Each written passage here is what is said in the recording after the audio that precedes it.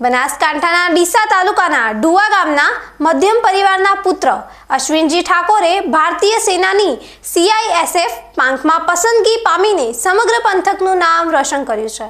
આજે આ યુવાન છત્તીસગઢ મુકામે ટ્રેનિંગ માટે રવાના થતા ગ્રામજનો અને પરિવાર દ્વારા ગૌરવભેર તેને વિદાય આપવામાં આવી હતી।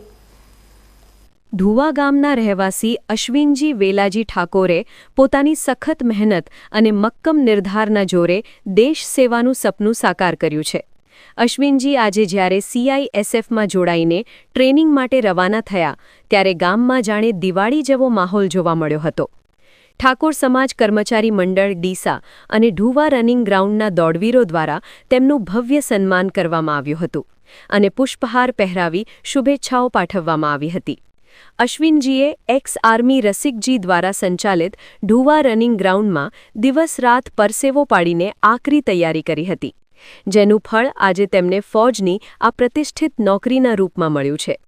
એક સામાન્ય પરિવારમાંથી આવતા પુત્રને દેશની રક્ષા માટે સરહદે જતો જોઈને તેમના માતાપિતાની આંખોમાં હર્ષના આંસુ આવી ગયા હતા અને તેઓએ ગર્વથી છાતી ફૂલાવી પોતાના પુત્રને આશીર્વાદ આપ્યા હતા।